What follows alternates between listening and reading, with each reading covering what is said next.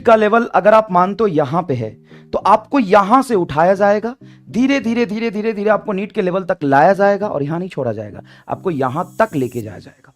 और यहां तक भी जाना बहुत जरूरी है, और यही एक एक्सपर्ट टीचर का टैलेंट होता है कि आपको यहां से ना उठाए, यहां से ना शुरू करे, आपको यहां से उठाए, एकदम बेसिक से सरफेस से आपको उठाते उठाते उठाते उठाते हम लेके आएंगे यहां तक, और फिर नीट से अपर लेवल तक भी ले जाएंगे।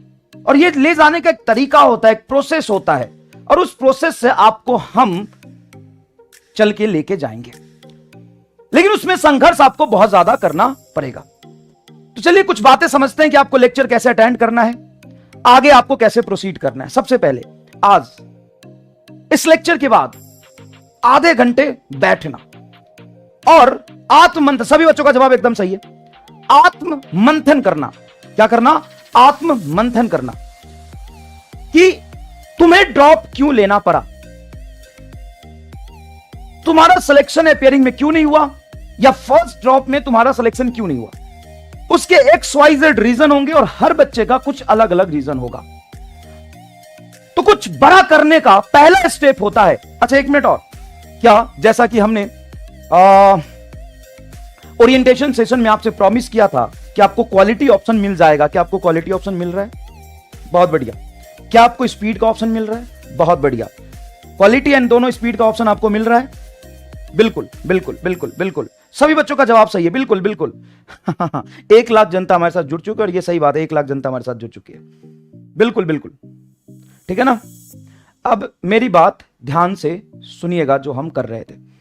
सबसे पहले एक्सेप्ट योर मिस्टेक, वो गलती जिस गलती के बाद आपके जीवन में पाई का फेस डिफरेंस आ गया था, सिलेक्शन से आप दूर चले गए थे, वो मिस्टेक जिसके बाद आपने अपना कॉन्फिडेंस खो दिया था, वो टर्निंग पॉइंट जहां से आप सिलेक्शन से दूर होने लगे थे, उसको लिखिए। आपका रीजन कुछ भी हो सकता है आपके रीजन घर वाले हो, या हो सकता है कुछ लड़कों का रीजन कुछ लड़कियां हो, और कुछ लड़कियों का रीजन कुछ लड़के हो, फ्रेंडशिप प्यार व्यार का चक्कर हो सकता है एक्सेस प्रेशर आपने नहीं झेला हो सकता है आपने रिवीजन नहीं किया हो, कुछ भी हो सकता है। तो for all boys and girls छोटी सी लाइन है, और हमेशा इसको याद रखना, छोटी सी लाइन है, हमेशा इसको याद रखना। For all boys and as well as girls, सब लोगों के लिए, सारे लड़कों और सारे लड़कियों के लिए लाइन है। डॉक्टर बनने से अच्छा ना तो फेयरनेस क्रीम है ना ही जिम है, डॉक्टर बनने से अच्छा ना तो फेयरनेस क्रीम है ना ही जिम है। तुम्हारी शकल कितनी भी बैगन जैसी हो, लेकिन तुम्हारे साथ शाही पनीर है।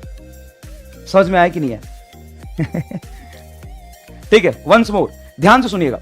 डॉक्टर बनने से अच्छा ना तो फेयरनेस क्रीम है ना जिम है, डॉक्टर बनने से अच्छा ना तो फेयरनेस क्रीम है ना ही जिम है।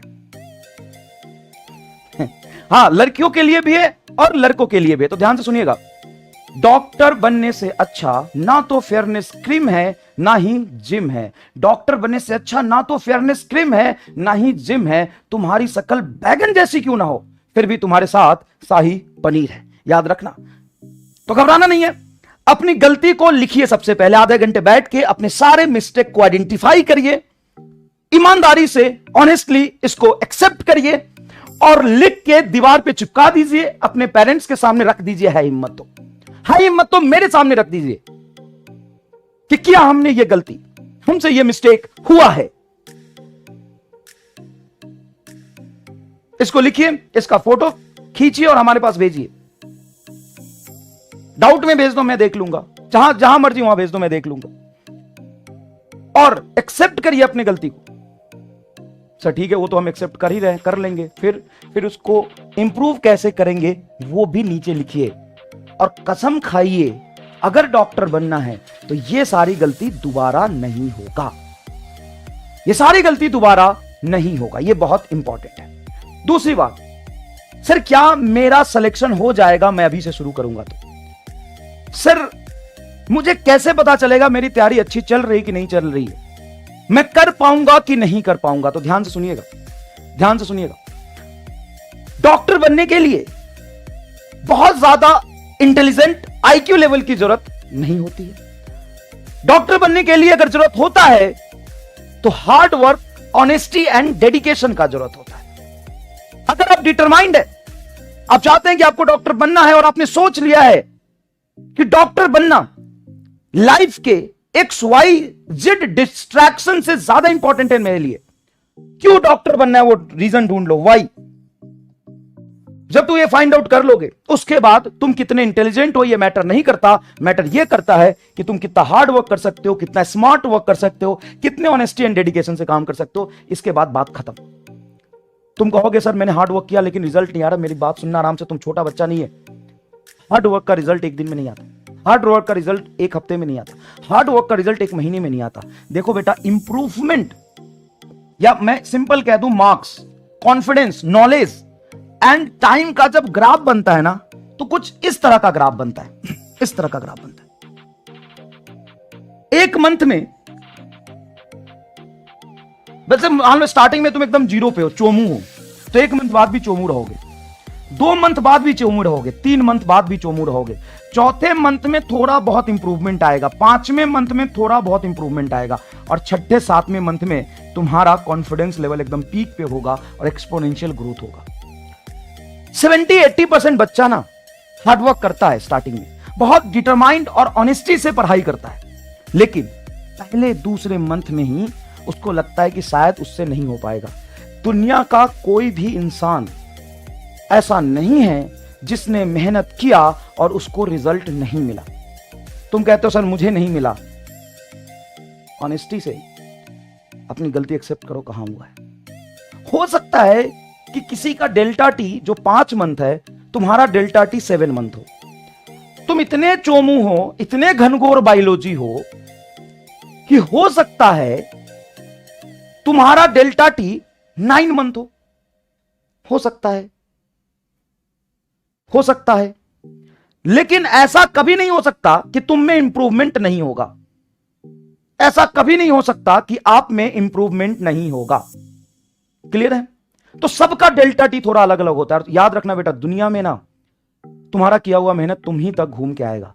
और इस बैच के बाद मैं तुम्हें 100% डॉक्टर बनाने की श्योरिटी नहीं दे सकता, क्योंकि ये मेरे और तुम्हारे म्यूचुअल मेहनत पे डिपेंड करता है।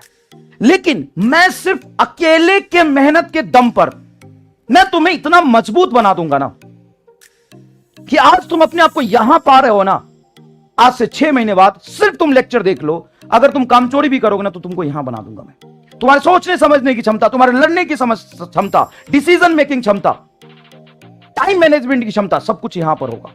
प्रेशर झेलने की क्षमता, सब कुछ यहां पे होगा। और अगर तुमने मेहनत कर दिया तो डॉक्टर तुम बन जाओगे, तुम डॉक्टर बन जाओगे, ये मेरा गारंटी है। और सबसे ज्यादा इंपॉर्टेंट लाइफ में यही होता है कि आप लड़ना सीखे। डॉक्टर बनना इज नॉट इंपॉर्टेंट, संघर्ष करना इज इंपॉर्टेंट। जब तक आप संघर्ष कर रहे हैं तब तक आप जिंदा है। डॉक्टर बनने के बाद भी कॉलेज में जाएंगे तो संघर्ष होगा, कॉलेज से निकलेंगे तो भी संघर्ष होगा। तो संघर्ष करने का जो एटीट्यूड है ना, वो एक बार डेवलप हो जाए ना, तो तुम लंबा खेलोगे। समझ में आ रहा? समझ में आ रहा? चलो, अब पढ़ाई कैसे करनी है 2 मिनट रुक के शांति से देख लो, शांति से देख लो। सबसे पहले तुम्हें लेक्चर अटेंड करना है एकदम ऑनेस्टी से, अटेंटिव होके, हाई कंसंट्रेशन से। ऐसा नहीं लेक्चर अटेंड कर रहे हैं और 10 मिनट बाद घर में मुन्नी मौसी समोसा लेके आ गई। अब समोसा का स्मेल इतना जोरदार है कि मुंह से, कान से, नाक से, सबसे पानी आ गया, तब तुम डॉक्टर नहीं बन पाओगे। तुम्हें पता है, ईमानदारी से एक बात कहता हूं, देखो तुम देखते होगे कि लोगों के पास पैसा होता है तो ऑडी में चलता है, BMW में जाता है, गोवा घूमने जाता है। हाँ, मजा आता है ऑडी में, BMW में, मर्सिडीज लोग खरीदते हैं। बहुत सारे टीचर भी पैसा कमा के मर्सिडीज खरीदते हैं और उनको मजा आता है उसमें। लेकिन मैं तुम्हें एक बात बताता हूं कि मुझे ना क्लास पढ़ा के गोवा से ज्यादा मजा आता है। मैं शायद गोवा में मर्सिडीज में बैठ के जितना खुश नहीं होता हूं ना, उतना मैं क्लास में पढ़ाते हुए खुश रहता हूं।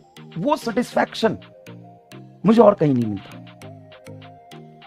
वो सेटिस्फैक्शन मुझे सच में कहीं नहीं मिलता। तो अगर इस लेवल का तुम्हारे अंदर इंटरेस्ट नहीं है ना बेटा, तुम अगर कोशिश करके पढ़ रहे हो ना, तो सक्सेसफुल होना बहुत मुश्किल होता है। सिंपल सी बात है कि मान लो तुम बोलो कि ये मार्कर है, मुझे हाथ में रखना है, तो मैं शायद आधे घंटे तक, 1 घंटे तक, 3 घंटे तक, 4 घंटे तक आराम से ऐसे रख सकता हूं, कोई प्रॉब्लम नहीं। लेकिन अगर मैं तुम्हें कहूं कि मार्कर है उसको जोर से पकड़ो, जितना जोर से पकड़ सकते हो उसको पकड़ो और ऐसे पकड़ के रखे रहो, ऐसे ही पकड़ के रखो, ऐसे ही पकड़ के रखो, समझ रहे हो? तो तुम सिर्फ 15 मिनट में, तो किसी भी चीज को हम जितना ज्यादा जोर से पकड़ते हैं ना, जितना ज्यादा एफर्ट्स मारते हैं ना, उतना जल्दी हम थक जाते हैं। लेकिन अगर आप प्यार से बहुत आराम से पकड़ोगे तो ये बहुत ही रिलैक्स्ड कंडीशन में तुम घंटों रख सकते हो। तो यहाँ पे फर्क किस चीज का समझ रहे हो? तुमको अगर किसी काम को करने में ज्यादा मेहनत करना पड़ रहा है, ज्यादा एफर्ट्स पुट करना पड़ रहा है, तो काम तुमसे नहीं होगा। Voice problem? हेलो।